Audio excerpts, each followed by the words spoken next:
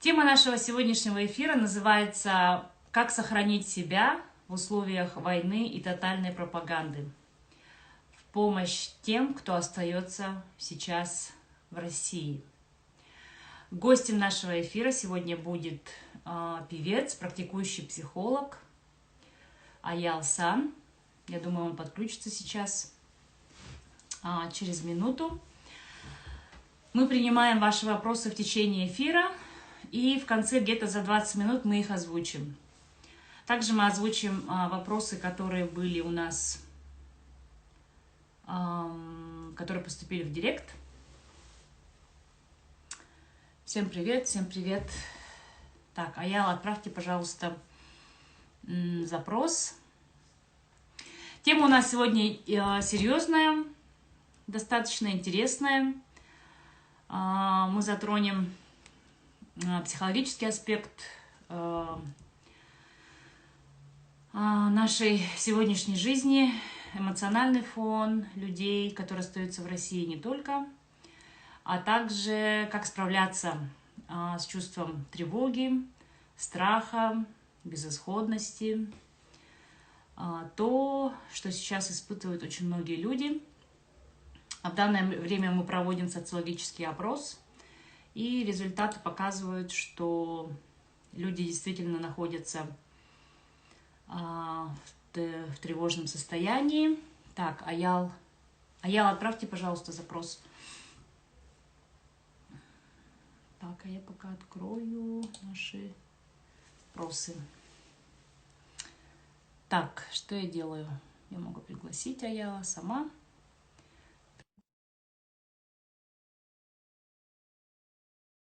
Вопросы. Аял Сан, наш земляк, он из республики Саха-Якутия. Также он является активистом фонда «Свободная Якутия». Привет, Аял. Меня слышно? Тебя не слышно. Ага, еще раз. Тебя слышно? Всем слышно, да, Аяла? Всем привет. Угу, что-то со звуком. Ты не в наушниках случайно? Нет. Все нормально? Да? Угу. Так, уважаемые зрители, пожалуйста, нам дайте знать, если вы плохо слышите нас. Может быть, так лучше слышно. Можете наушники надеть, как ты думаешь? Можно. Давай попробуем. Сейчас. Угу. Вот я прервалась. Аял Сан, ой, отключился. Аял Сан у нас активист фонда «Свободная Якутия», также практикующий психолог. В Якутске он был членом ассоциации психологов и также является творческой личностью. Так, Аял, я приглашаю тебя.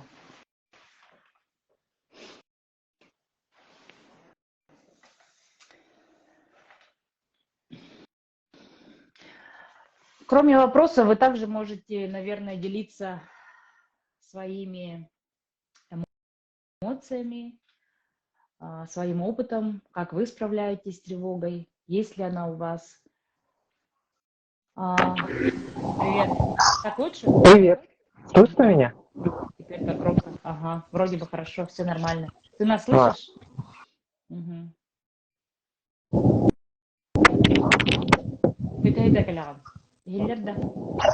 Да, все нормально. Я тебя слышу хорошо. Ага, хорошо. Все, мы начинаем. Аял, пожалуйста, расскажи немножко о себе. Но сначала ты хотел что-то сказать на Сахатула, да, для наших подписчиков. Итюкеһиннән сахым сирин олохтоохторо баргытыгар бары чүгэйи керене багарабын он хаңа сайын хагыламытынан. Махтал, Аял. Расскажи, пожалуйста, немножечко о себе. Ну, в общем, я психолог, я вокалист, я, как сказать, человек, который занимается больше творчеством, но имею, к моему счастью, академическое образование, психологическое высшее, которое очень сильно мне помогает, особенно в это время, и, наверное, помогает тем людям, которые нуждаются в этом, потому что многие мне пишут, сейчас накроюсь чуть-чуть, опа, вот, чтобы, ну, в общем, психологическое образование позволяет, в отличие от, наверное, других профессий, тем, что оно помогает искать свои ошибки, помогать другим, потому что нас же никто не учит управлять своей психикой, управлять своим телом. А это самое главное. Нам дали тело, нам дали психику, а как пользоваться, никто ничего не сказал. Поэтому мы разбираем. Спасибо большое. Прости, пожалуйста, Аял, говорят, что у тебя очень громкий звук. А у меня какой звук? Я сделал тебя потише. Меня? А что, да. Сделать тебя потише? Попробуй сделать в самом телефоне потише громко. Да? Ну-ка. Зара? Так лучше? Так лучше, да? Ну, я тебя слышу так же. Мне так же абсолютно. Я думаю, что зрители отрегулируют сами. Планы Октилер. У меня слишком громко или как? В наушниках? Я не вижу твоих наушников. У меня наушники вот здесь. Специальные вокальные наушники. Встроены в голову. Да. Аяла плохо слышно, дилер. Меня плохо. Я вот так тогда сделаю. Раз, два, три. Может быть, так лучше будет. Хорошо. Ну вот уже вопросы пошли, да? Я знаю, что ты сейчас находишься в безопасности. А ты можешь сказать, куда ты уехал? Где ты сейчас находишься? Ну, я не скрываю от своих подписчиков. Я сейчас нахожусь в Лондоне, в Англии, куда я всегда и хотел, и планировал, независимо от той ситуации, которая была. Спасибо людям, которые помогли мне. Очень много людей помогли переехать, релоцироваться, потому что очень долгое время я был в Казахстане, где, ну, я не мог открыто говорить, что я нахожусь в Казахстане, в каком городе конкретно, но там я обрел очень много друзей, очень много единомышленников, и я просто влюбился в Казахстан, мне очень хочется возвращаться туда, но я думаю, что я буду возвращаться туда периодически. А когда ты покинул Россию? Россию я покинул... Ну, Якутию я вообще покинул сразу после школы, потому что я учился за пределами Якутии. А так я работал, периодически возвращался в Якутск, работал психологом в телефоне доверия, работал в психологической службе, работал еще в, значит, как это называется, в сфере культуры, начиная от простого организатора, заканчивая там, я не знаю, обычным специалистом в Доме дружбы народов там и так далее. Вот. Но сейчас, вот последние несколько лет, 7, может быть, 8 лет я уже не в Якутии, я периодически только возвращался туда. И мои любимые города — это Владивосток и Москва. В большей степени я жил в Москве, конечно. И оттуда и уехал. Покинул Россию навсегда. Я думаю, что навсегда. В прошлом году, когда у меня были съемки в Питере, я просто уехал. Я понял, что это все уже. Когда это случилось? В сентябре? В сентябре, да, это было в сентябре, и я понял, что я хотел сразу уехать в феврале, 24 февраля я уже следил за, как и всегда, за новостями, и я помню, что в 5 утра у меня уже было все собрано. Все вещи, я хотел уехать, но в то время не было возможности, скажем так, впрочем, как и до этого, да, то есть я очень хотел всегда переехать, но вот сейчас уже это уже случилось. В сентябре также было очень неудобно, конечно, но мне помогли мои друзья, мои соратники, мои единомышленники, которые действительно болели за меня. А те люди, которые, скажем так, прикидывались моими друзьями, единомышленниками, они как-то быстро исчезли. И слава Богу. Да, круг наших знакомых поменялся. Скажи, пожалуйста, что ты чувствовал после 24 февраля прошлого года, когда Россия вторглась в Украину? Твои первые ощущения? Я об этом не раз говорил, что, конечно, это были очень тревожные моменты. У меня пропало вот всякое желание. У меня как раз был готовился проект музыкальный, я думал, что я его выпущу как раз весной, но, естественно, сил на это и не было никакого желания, потому что ты не знаешь, в каких условиях ты будешь жить дальше, ты не знаешь ничего. И все, что ты защищал на протяжении всего этого времени, говорил открыто об экологии, открыто критиковал то, что не нравится, все это же не ради для того, чтобы там кому-то подсолить, это же ради того, чтобы людям жилось хорошо, чтобы мы жили в нормальной, демократической, гражданской стране, но этого не случилось. И я думаю, что этого не случится. И мое тревожное состояние, вот этот страх, который меня сковывал всю мою жизнь, он меня просто вот, это был апогей именно вот в прошлом году, когда это все началось. И вот с этим страхом ты просто привыкаешь. Я думаю, что многие сейчас, которые живут в России, которые живут в Якутии, они испытывают этот страх перманентно. То есть это настолько становится нормой, что ты даже боишься лайкать, боишься что-то сказать людям лишний раз. Почему? Потому что вдруг они на тебя напишут донос. Либо можешь ли ты доверять даже своим друзьям, своим коллегам, которых ты считаешь близкими, да, по духу. И вот в этом перманентном страхе ты привыкаешь. И это самое ужасное. Это очень ужасно, потому что к этому нельзя привыкать. С этим нельзя смириться, и потому что это давит на психику, это давит на нашу душу, что, несомненно, будет отражаться на ментальном здоровье. Ну, хорошо, ладно, вот, а что, выезд из страны, допустим, это единственный способ как-то вот совладать вот со всей этой ситуацией, вообще побороться со страхом или преодолеть его? Что нужно делать? Какие-то есть практические советы? Начнем с этого сразу же. Я думаю, что, конечно, переезд подходит только для тех людей, которые хотят,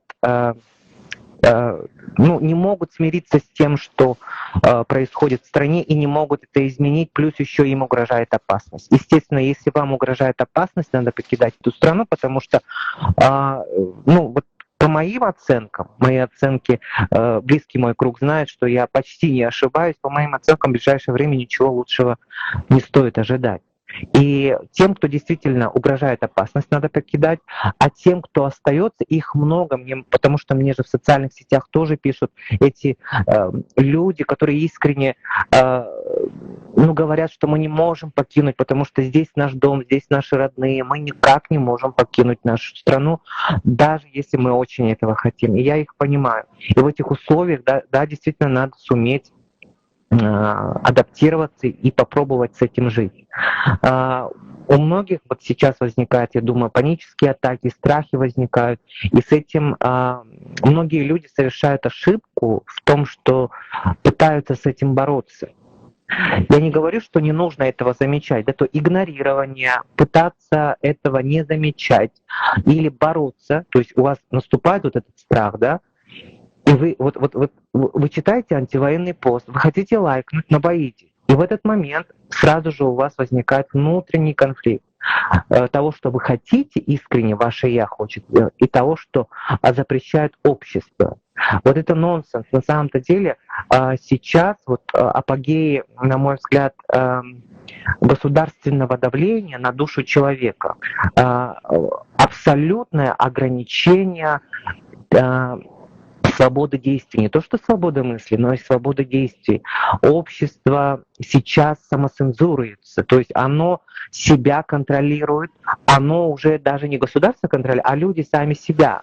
Потому что вот эта самоцензура — это страшная вещь, когда ты боишься что-то делать, но ты хочешь это сделать.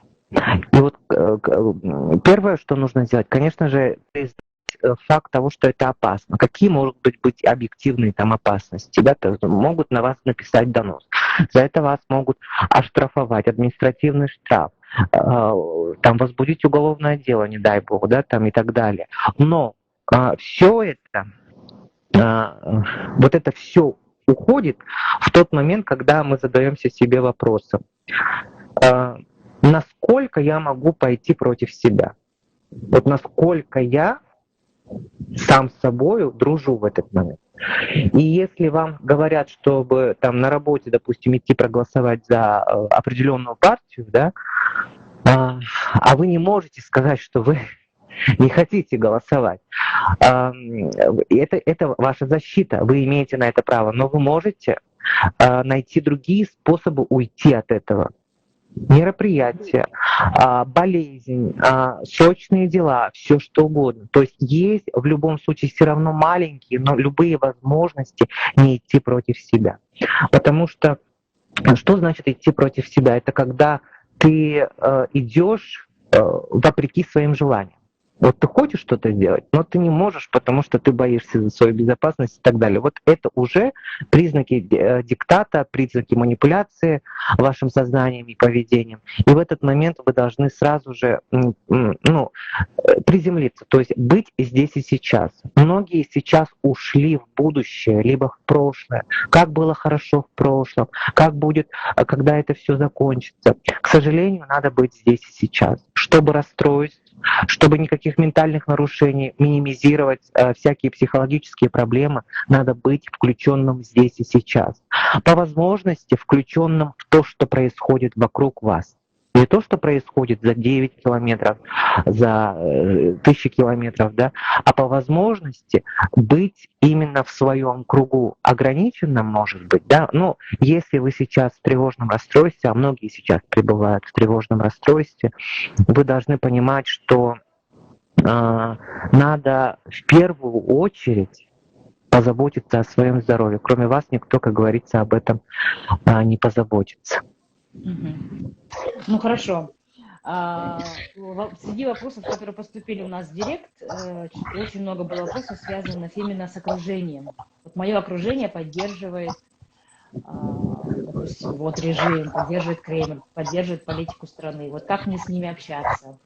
Стоит ли находить с ними общий язык? Или мне не нужно с ними общаться? Стоит ли побороться за них? Или убедить? Вот как наладить отношения с людьми, которые с тобой не солидарны, так сказать. Однозначно разговаривать надо, потому что мы живем в такое время, где мы не можем закрыться и делать вид, что ничего не происходит. Мы можем обозначить их такими ругательными словами, абсолютно, поверьте, действительно их обозначить. Люди не думающие, люди там, которые потеряли себя, там, и так далее. Все что угодно мы можем навешивать, но мы должны с ними общаться. Почему? Потому что мы живем в обществе, и если мы хотим действительно изменить этот мир к лучшему, то мы должны быть примером того, что мы идем навстречу. Да, они не правы, да, они считают, что действительно убивать это нужно там и так далее. Да, это ужасно, конечно, но мы должны с ними общаться. Почему? Потому что без общения мы не придем к новому обществу. К обществу, где друг друга принимают и готовы слушать. Да, мы можем быть не согласны с друг другом, но мы можем об этом сказать совершенно безопасно, спокойно, и за это ничего не будет угрожать. Поэтому с родными надо общаться. Даже с теми, которые ярые пропагандисты, которые подвержены вот этой пропаганде. Капать вот эти фразы, маленькие фразы, которые вы считаете очень принципиальными для вас, вы капаете каждый день. Или раз в 2 дня. И поверьте, те люди, которые подвержены манипуляциям психологическим, а ватники они такие, извините за это выражение, ненаучное может быть, но они подвержены именно манипуляциям. Поэтому если вы будете капать эти фразы каждый день, поверьте, эта мысль засядет в подсознании и через какое-то время выйдет, как будто этот человек сам придумал. Не вы когда-то сказали, а человек как будто сам это придумал. Это вот такая вот волшебство нашей психики, особенно тех людей, которые не имеют собственного «я», зрелого «я». Об этом можно поговорить, конечно, побольше, поподробнее, но, как говорится, мы ограничены во времени. Да. Очень многие подписчики, которые остались сейчас в России, отметили, что их тревожность повысилась в разы, да, в разы, то есть уровень тревожности повышается. Это также по всей России, не только у нас в республике отмечается. И вот в нашем опросе, кстати говоря, тоже там больше 80% людей отметили, что они скорее тревожны. Есть ли какие-то практики, вот буквально, может быть, несколько, там, я знаю, с дыханием есть, да, когда вот здесь и сейчас ты можешь что-то предпринять, чтобы вот этот уровень тревожности резко как бы снизить, так скажем. Может быть, во время ссоры, может быть, там на работе какой-то конфликт, да, на политической именно почве. Сейчас люди всего боятся, но где-то что-то сказал, где-то что-то написал, и вот начинается учащенное сердцебиение, перехватывает дыхание. Вот что нужно именно в этот момент сделать? Это и есть паническая атака, да? Начало панической атаки. Да, это и есть паническая атака, есть тревожное состояние, хоть как можно это назвать, да? Давайте я сейчас попробую очень коротко, но очень по-простому объяснить механизм вообще возникновения вот этих страхов, панических атак, тревог. Вот смотрите, у человека есть базовое ощущение собственного присутствия. Я. Вот я есть. Вот вы же ощущаете, что вы есть. Это базовое ощущение, на котором строится личность, на котором строится наше каждодневное общение, контакт с миром там, и так далее. И вот это базовое ощущение, если оно притупляется, либо уходит в какую-то загнанный какой-то угол, я сейчас объясню, какую-то умственную деятельность, или зацепится за какую-то мысль, да, то есть вот это ощущение, что я есть в этом мире, сужается до мысли или до какой-то эмоции, то в этот момент человек испытывает страх, испытывает беспокойство. И в этот момент первое, что вы должны задаться, где я, и что я делаю? Как только вы ответите на этот вопрос, у вас сразу же ваше «я», вот это ощущение базовое, которое дает гармонию, спокойствие, оно вернется к вам сразу же. То есть где я и что я делаю в этот момент. И вот первое, что вы должны сделать. Но обычно люди начинают бороться с этим. Вот я не хочу это испытывать, мне страшно, но я не хочу это испытывать. Или какая-то мысль тревожная, вы хотите ее отогнать. В этот момент эта мысль вас будет преследовать еще больше, она становится еще больше, она просто становится сильной. Что нужно сделать? Во-первых, на нее посмотреть, внутренним своим вниманием на нее посмотреть. Да, это страшно. Да, кажется, что, особенно когда паническая атака, людям же кажется, что они умирают, что вот-вот и все. Но на самом-то деле самое интересное волшебство происходит, когда мы идем в этот страх, в эту паническую атаку. Буквально 2-3 секунды вы перестанете вообще тревожиться. Это вот, поверьте, это вот всегда так работает, да. Ну, то есть нужно себе сказать, да? Да, мне страшно, я принимаю свой страх. Например, да, мне страшно. От чего я боюсь, от чего мне страшно. То есть в этот момент надо посмотреть, что дает мне этот триггер, да? Чего я боюсь? Я боюсь, оказывается, этого человека. Давай я посмотрю на этого человека. В мыслях, да, то есть мы внутренне смотрим на этого человека, мы не уходим и не убегаем. Вот смотрите, что происходит. Ваше тело находится в тревожном состоянии. Это говорит, что ваше ощущение «я», вот это базовое «я», хочет от вас убежать. Вот прямо вот выпрыгнуть из тела хочет. Когда человеку страшно, он так и делает. Наше «я», оно хочет убежать. Ваша задача вернуть вот это «я», ваше собственное ощущение в тело.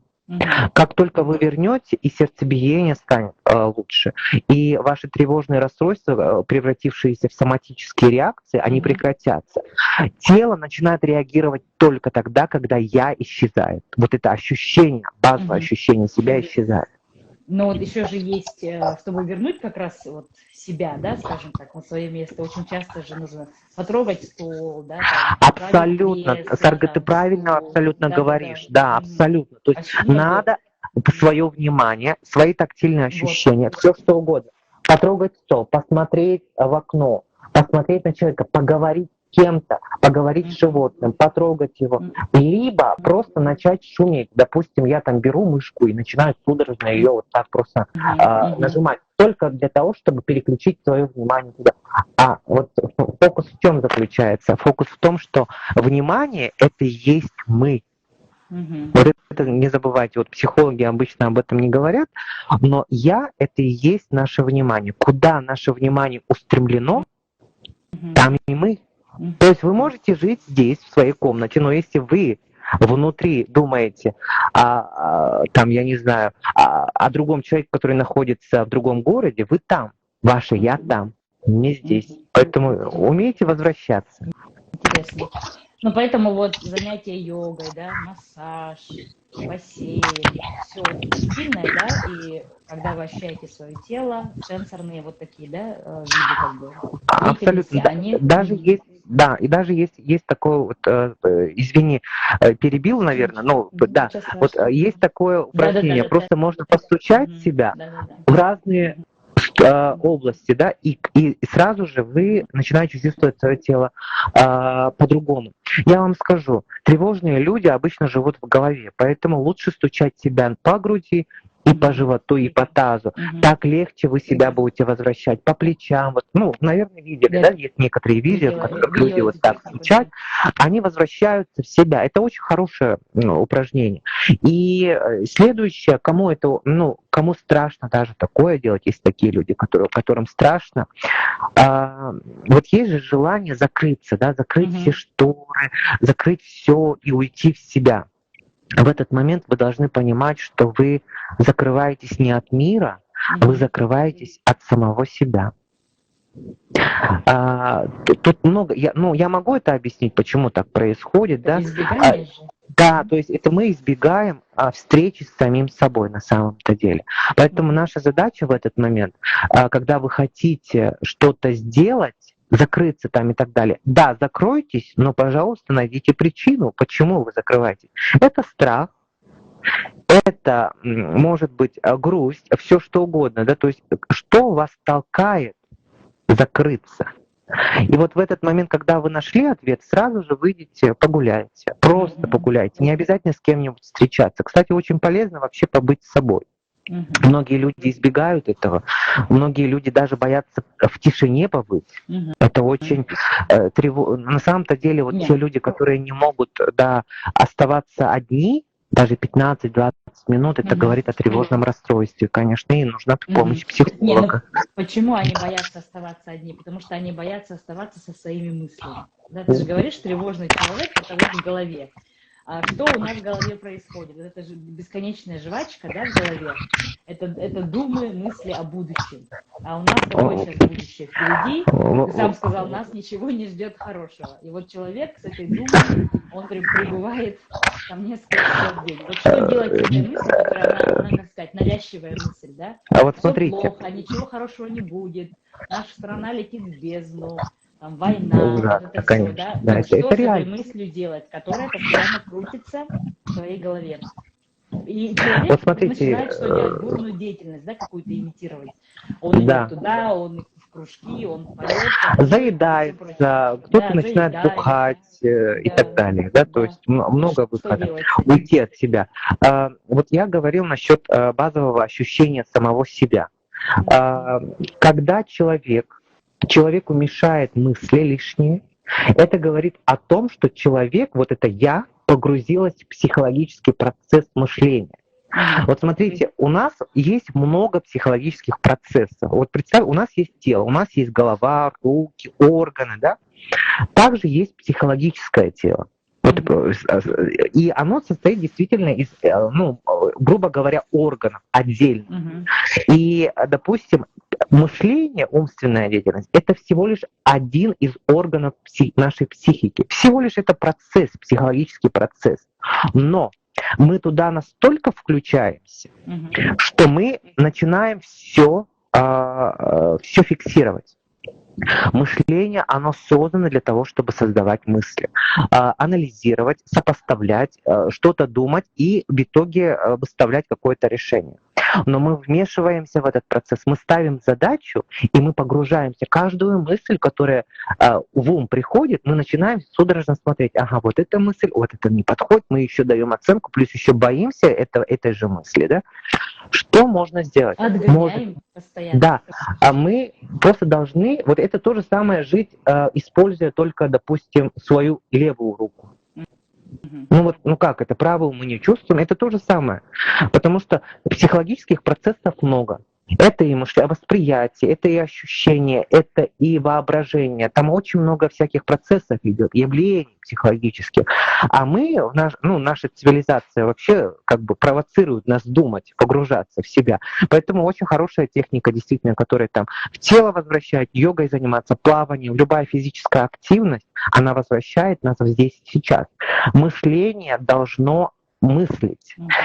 Но это должно быть телефончиком, мы не должны туда погружаться прямо вот в омут с головой. Умейте различать свое истинное я, то есть я есть, я ощущаю себя, с психологическими процессами, которые происходят внутри вас. Это очень важно. Вы должны отличать, где оценка идет, где аналитика, где умственная деятельность. Да. Вот так.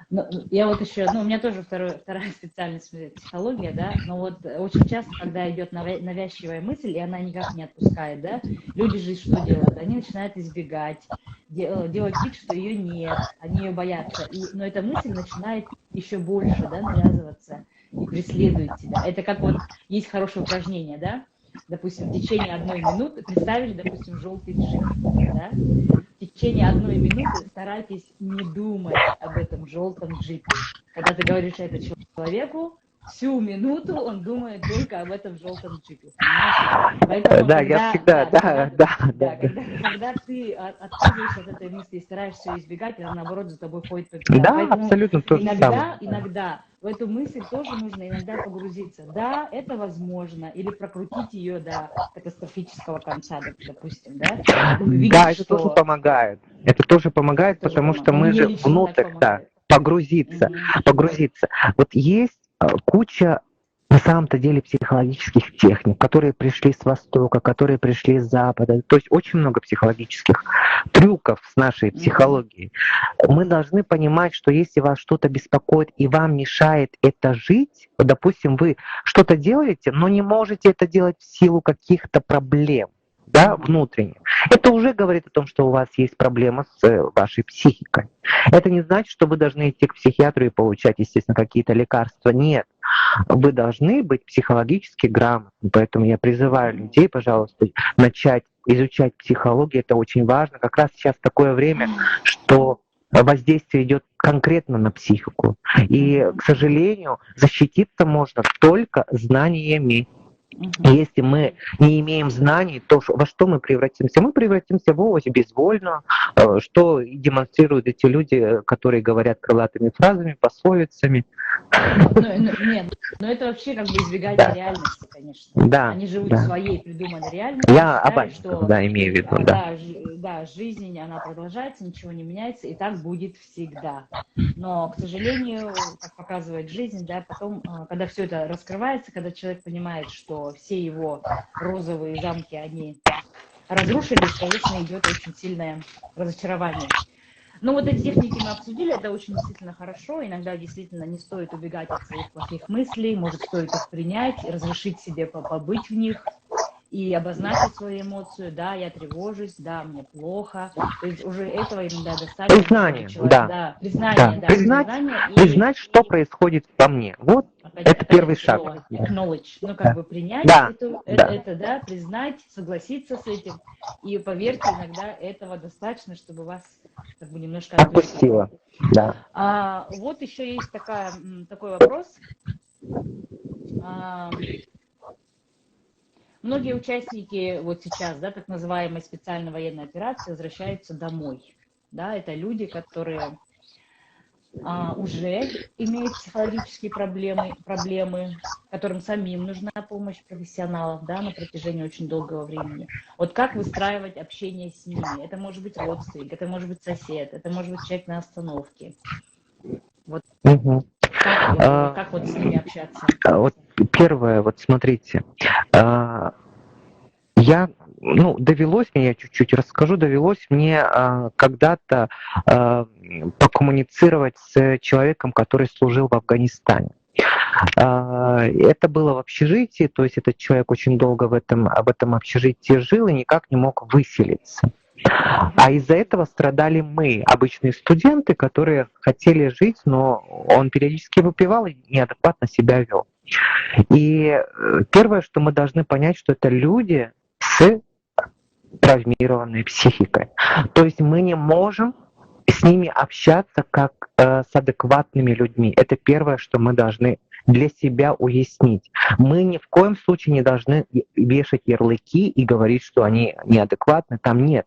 Это история про нас. Мы должны это для себя уяснить, что эти люди, которые пошли против своей человеческой натуры, то есть там психика уже травмирована, потому что когда психика адекватная, нормальная, человеческая психика убивает другое живое существо, да, в виде человека, все, в этот момент уже эта психика травмирована, она не может работать уже адекватно, потому что человек по сути пошел против себя, против живого существа.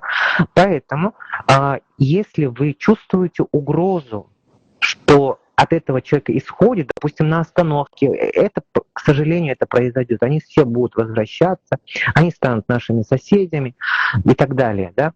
И что нужно делать? Во-первых, не нужно провоцировать. Потому что люди неадекватные, они могут все что угодно сделать, и за это, поверьте, ничего им не будет. В лучшем случае повесят там диагноз какой-нибудь, поставят пограничный, и им ничего за это не будет. Поэтому, пожалуйста, в первую очередь думайте о собственной безопасности. Первое, что вы должны это сделать. И второе, если ваш родственник вернулся, и после этих событий, то вы должны непременно понимать и его, вот этого человека, убеждать, что ему нужна перманентная, то есть постоянная психологическая поддержка. Иначе, как минимум психологическая, я не говорю о психотерапевтической и о психиатрической. Эти люди должны состоять на учете у психиатров однозначно, это на 100%. И вернуть его к нормальной психической деятельности будет возможно только с учетом очень долгой реабилитации. И при условии, что человек действительно обладал крепкой психикой, крепкой волей. Вот воля — это самое главное, потому что если у человека есть «я» с волей, он сможет оттуда себя вытащить, хоть как-то. Сможет он хоть как-то уже работать, я не знаю, в каких-нибудь простых вещах. Но имейте в виду, что такие люди, психика таких людей будет периодически высвобождать свое напряжение, которое невозможно убрать. Вот это психическое напряжение в момент убийства человека, оно вот раз появилось, оно никогда не исчезнет, оно всегда будет. И если вот это напряжение не будет убираться каким-то образом, да, либо медикаментозно, либо психологически, то это будет выходить через ужасные асоциальные последствия. То есть это обязательно нарушение закона. Потому что только так человек будет себя расслаблять. То есть, нарушая общечеловеческие нормы, психика будет у этого человека расслабляться. Представляете, там сколько преступлений будет происходить? Да, но это же все и биохимические, да, какие-то вот процессы. Допустим, тот же адреналин, кортизол сильно выбрасывается в кровь во время боевых действий, когда ты видишь смерть, когда ты сам убиваешь. И вот это вот постоянные качели вот кортизола, адреналина, когда это все бьет, и когда ты спасаешься, выживаешь, да, а потом чувствуешь эйфорию, что ты выжил, допустим. В обычной жизни мы не испытываем такой широкий спектр, да, каждый день, каждую минуту. Абсолютно точно, да. Да, и психически, и психологически, конечно, очень сложно вернуться вот в эту, как бы, такую более-менее ровную, да, ровное состояние именно психики. И из-за этого, конечно, триггерит, ему постоянно нужны вот эти, и война. Почему люди возвращаются, да, на войну очень многие? Потому что вот именно им требуется вот как постоянного выброса вот этих вот. Они не чувствуют жизни. Да. Уже не могут чувствовать жизнь. Это, знаете, это как попробовать очень Не так вкусное, остро, да, так скажем. да, очень вкусную еду, а потом тебе дают такую безвкусную еду. Всегда хочется уже, раз уж ты однажды попробовал такую вкусную еду. Ужасное, конечно, сравнение, но да, психика, конечно, она такая вещь, что однажды получив такой колоссальный приток всех всевозможных гормонов и убыстрение обмена веществ, да, то есть это же всегда впоследствии идет, оно уже не сможет в нормальном русле работать. Поэтому обязательно постоянное психотерапевтическое сопровождение. А у нас в России это очень сильно страдает. Но это очень сильно страдает, поэтому, может быть, есть смысл обратиться к психиатру, допустим, за медикаментозным лечением. Есть же все препараты, которые снижают, да, выброс вот всех этих веществ в кровь. Абсолютно. Может быть, есть смысл вот более... Но при этом я еще тоже скажу, что психиатрам я бы, конечно, тоже не... Они очень мало знают о психологии. Вообще, что такое психология? Они на психологию смотрят с точки зрения физиологии. Это очень странно, конечно, да? Особенно учитывая, что сейчас происходит с шаманом вот этим, да, нашим. Психиатрическая медицина, она всегда была такой карательной, да? Естественно, я не думаю, что и не уверен, что таким людям действительно будут дана такая хорошая профессиональная забота. Нет, абсолютно. Я, скорее всего, в овощ превратят. Ну а что делать? Особо буйных. Даже не знаю, что вообще в этом случае советовать. Действительно, психологов очень много есть телефонов доверия. Антивоенные фонды имеют штат психологов. Вы можете обращаться, или родственники могут обращаться. Есть бесплатные телефоны доверия. Может быть, с этого начать. Но очень важно, чтобы человек сам понимал, что у него проблемы, что ему нужно войти в норму. Но это касается только тех, кто остаются в мирное время. Ведь сегодня у нас такое положение, что те же мобилизованные, они же возвращаются на 15 дней, их снова отправляют на войну. И, кстати говоря, у нас сейчас есть такой запрос. Люди, которые возвращаются из войны мобилизованные, они не хотят обратно ехать. И часто задаются вопрос, что делать. И как раз один из вариантов, который мы советуем, может быть, обратиться действительно к психиатру со своей проблемой, что у вас есть ПТСР. Это доказать несложно. И с таким психическим уже здоровьем вы можете считаться негодными для прохождения дальнейшей службы. Но это большая проблема, конечно, для России. Я даже не знаю, как сейчас все это решать. У меня еще такой вопрос был. Если есть вопросы, пожалуйста, задавайте. Твое последнее, одно из недавних, да, видео у тебя в паблике вызвало такой взрыв эмоций у разных людей. Сколько было просмотров? 20 миллионов? Нет, в Инстаграме там 500 000, сейчас чуть, наверное, больше стало. Да, это такое... Самое меня удивило то, что моя фраза «Россию я не выбирал», они воспринимают это на свой счет. Это вот о психологии ватников.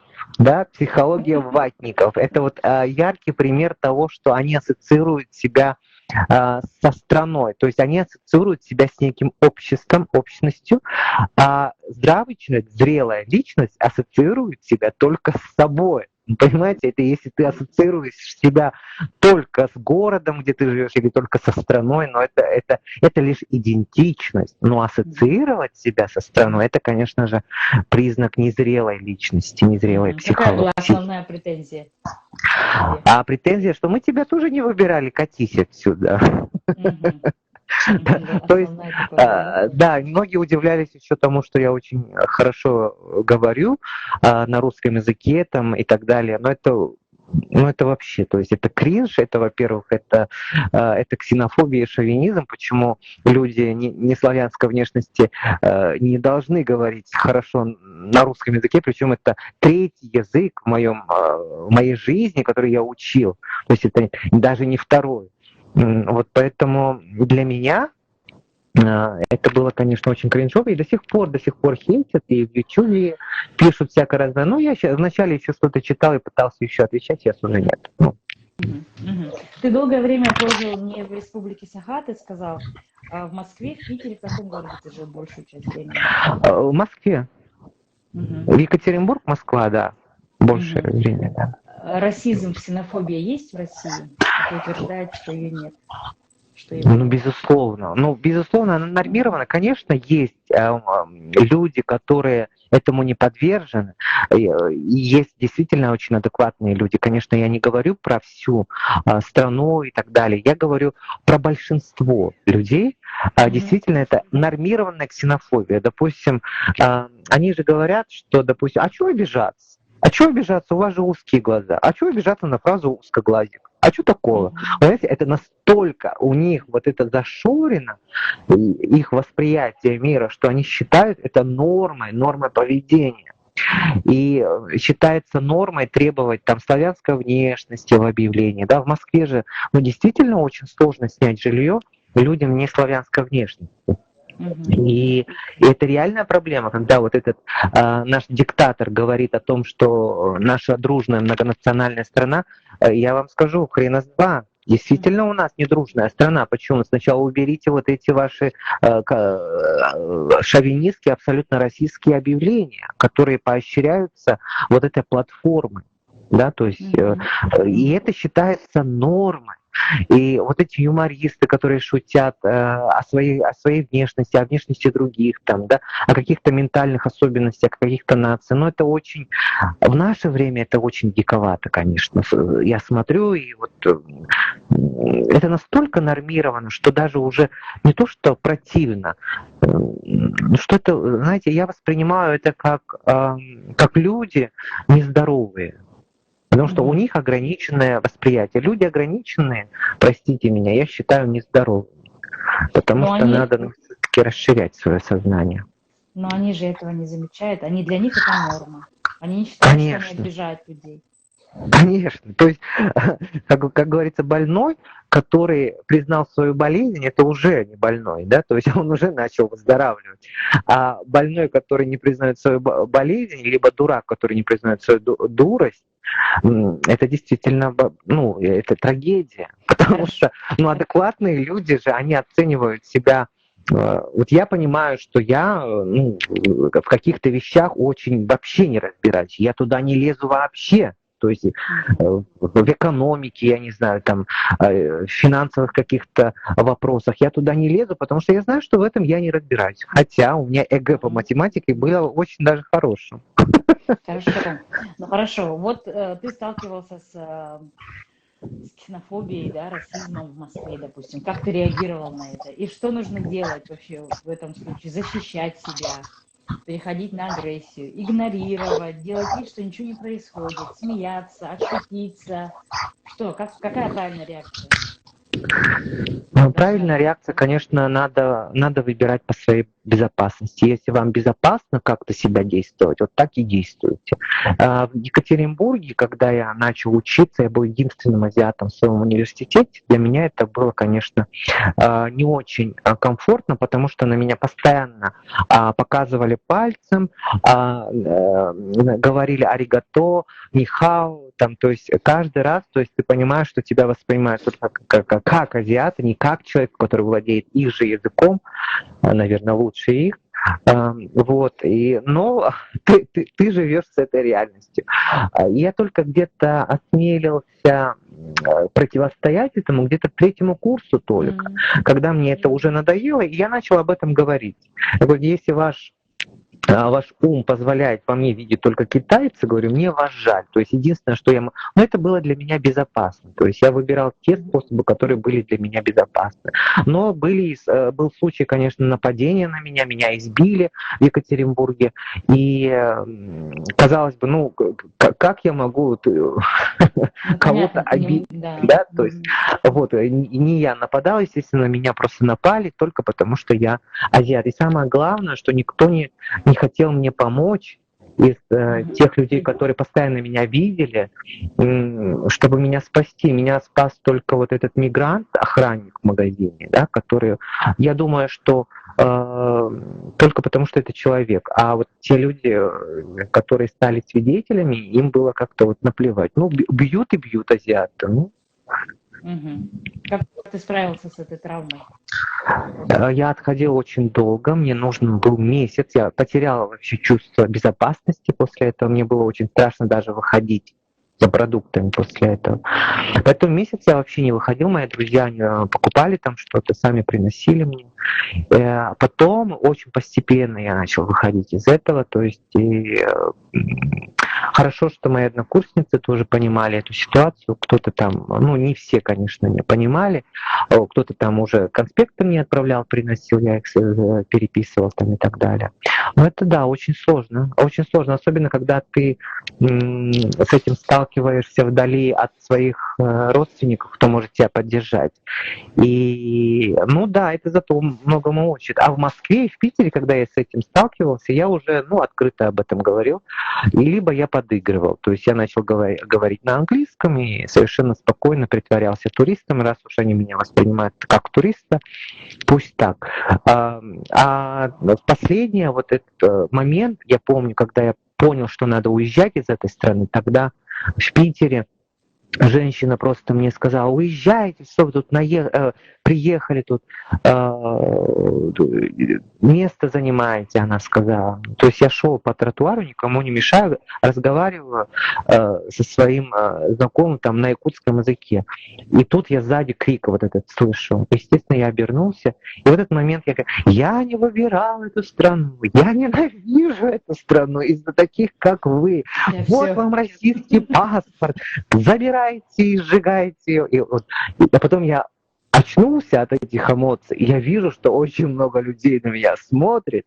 В этот момент я проснулся, то есть я как бы ушел в эмоции, но я понял, что после этого, ну это уже край. Я не могу жить в таком обществе, где это считается нормой, где закон тебя не защищает, где даже в Конституции написано, что есть государствообразующий народ, а коренные народы, которые жили до этого, там как бы уже не в счет. Да, да. Сейчас ты чувствуешь себя в безопасности? Абсолютно. То есть абсолютно я себя чувствую в безопасности. И, как говорится, когда ты знаешь, что ты человек, даже если у тебя нет гражданства, даже если у тебя нет, ну, допустим, ты вышел без паспорта, просто вышел на улицу без... И ты знаешь, что даже если ты вышел без паспорта, тебя почти везде обслужат. Только потому, что ты так назовешься. Вот я пришел, меня зовут Аялсан, и все, и никаких проблем. А в России попробуй выйти без паспорта куда-нибудь сходить. Да. Даже если тебя знают, они тебя не обслужат. Но это разные, да, такие ощущения? Совсем абсолютно, совсем дружные, совсем другие ощущения, конечно.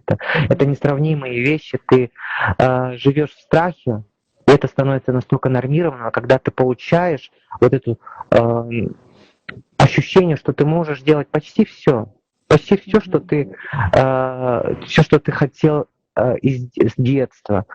И никто не будет тебя осуждать. Наоборот, все: вау, у тебя есть мечта, ой, у тебя есть какая-то цель, это круто. То есть никаких оценок нету. Они как, а у тебя цель?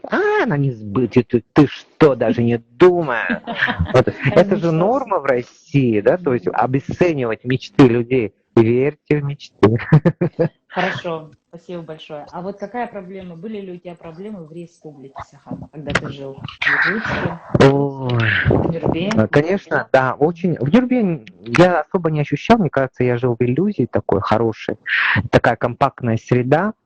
Но в Якутии я столкнулся с тем, что меня тоже не принимают, только потому что я, извините, не так похож на якута.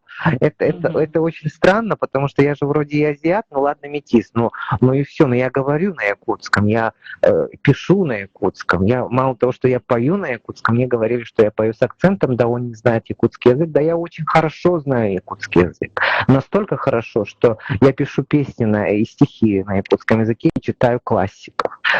И мне очень нравится якутский язык. Мне надоело вот на русском общаться, потому что чуть-чуть много сил надо прикладывать для этого. Вот хочется на якутском, конечно, но конечно, я пытаюсь. Да.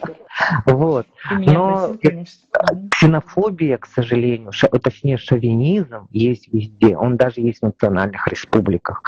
И я это вижу, потому что в Якутии у меня много людей, которые не якутской национальности, скажем так, да, и им тоже есть о чем сказать.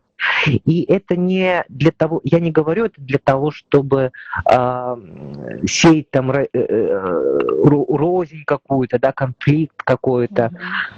Я хочу, чтобы мы обратили на это внимание. Я хочу, чтобы когда мы обращаем на это внимание, мы можем это исправить, дорогие мои. И мне было очень неприятно, когда мне говорили омук, да, тоже переводится иностранец, чужак там и так далее. Да? Это очень неприятно. Но недавно вот начали везде там вот, в российские вот эти хейтеры пишут, и там иногда пишут из Якутии люди, и пишут там, что он Саха, якут, известный певец, мы его уважаем. Надо же, думаю, надо же, наконец-то меня хотя бы назвали якутом, своим человеком. Ну, это приятно, конечно. Вот, но мне этого, конечно, не хватало в свое время там, когда я жил. Но это не значит, что я озлобился. Я озлобился на всю страну, озлобился на... Нет, абсолютно нет. Наоборот, я очень защищаю россиян, защищаю тех, кого пытаются, клише представить. В Казахстане же то же самое происходит. Я не скажу, что там кого-то